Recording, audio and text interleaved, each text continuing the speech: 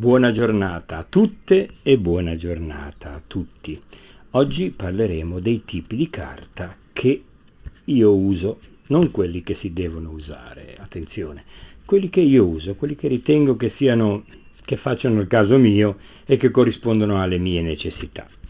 Quindi, dopo questa brevissima introduzione, vi ricordo di seguire il canale e per fare questo iscrivervi nel bottone che rimane qui alla mia sinistra e di visitare il mio profilo di Instagram. Ecco qua. E quindi ci rivediamo poi alla fine per i saluti finali. Iniziamo con questa carta. Questa carta è una grammatura, come vedete, molto alta. È una carta Fabriano Mixed Media che ha la particolarità di avere una grana molto grande che vedete, io spero di farvi vedere in controluce qui, vedete, una grana molto grande che permette ovviamente di avere uno sfumato più semplice. È molto più semplice fare uno sfumato su questo tipo di carta perché proprio per la sua qualità, per avere questa grana grande. Quindi più la grana è grande della carta, più lo sfumato è più semplice da fare, perché proprio la consistenza della carta permette alla penna di avere molto più attrito sulla carta e quindi di conseguenza una più alta facilità nella conduzione del tratto. Questo qua è il primo tipo di carta. Poi veniamo al tipo di carta che io uso per fare i Biroscape. Questa che uso per i Biroscape è una carta Rismaluce ed è una carta che io uso molto frequentemente. Non è una carta speciale, è una carta che ha un buon bianco, una buona gradazione di bianco ed è abbastanza liscia, non tanto ruvida, ed è ideale per i disegni in questo tipo di formato. Ha una grammatura molto spessa di 240 grammi.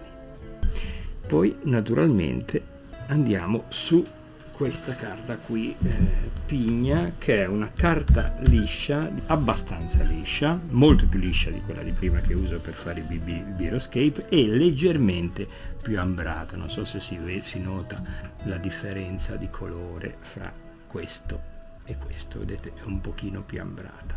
Questa qui ha una grammatura di 220 grammi.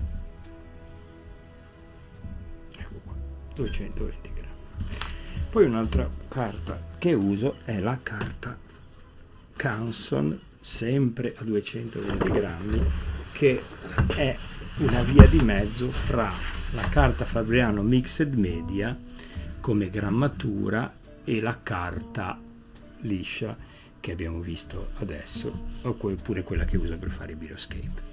Questa qui è una carta molto molto duttile, molto bella, che ha una bella patina e che uso, anche questa è molto semplice, ha una possibilità di sfumatura molto, molto interessante ed è molto molto duttile.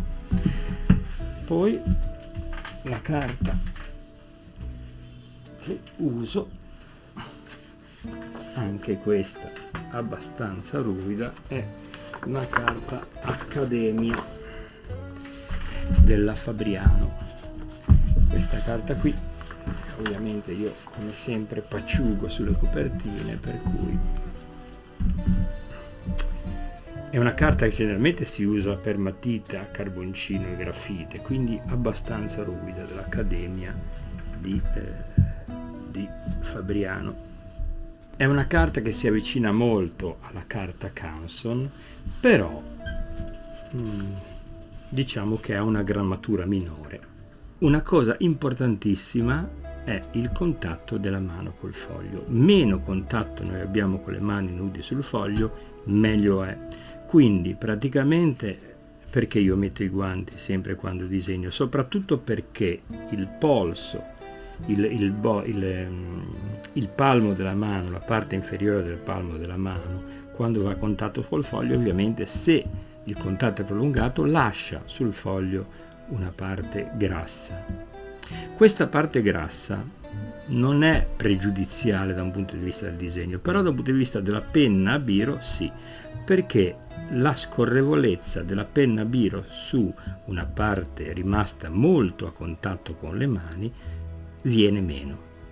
Quindi è possibile anche che la penna a biro stenti proprio a scriverci sopra. Quindi bisogna stare attenti quando si scrive, quando si disegna, se è un disegno molto grande e la mano deve stare molto a contatto con il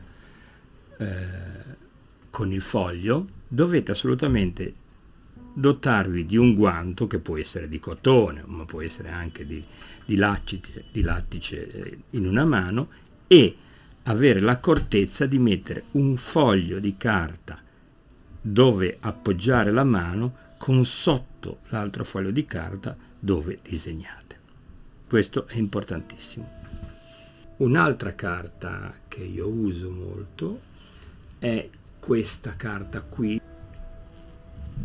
ed è 200 grammi 29,7 x 42 centimetri, ed è una delle carte più lisce che io abbia mai usato. Veramente la consiglio, e su questa carta così liscia lo sfumato è assolutamente molto complesso, quindi bisogna proprio stare attenti, perché la penna ha una fluidità straordinaria e quindi può facilmente rilasciare inchiostro o macchiare.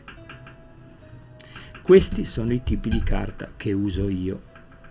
Quindi non è un tipo di carta che si deve usare, come ho detto nel prologo di questo video, ma è una carta che uso io, che mi sento di consigliare assolutamente. Naturalmente, se avete domande, suggestioni, curiosità, qualsiasi cosa, scrivetela nei commenti qui sotto, leggete tutta quello che scrivo, perché metto anche link di riferimento, e non dimenticatevi di iscrivervi al canale. Vi ringrazio moltissimo della vostra presenza qui e vi auguro una buona giornata.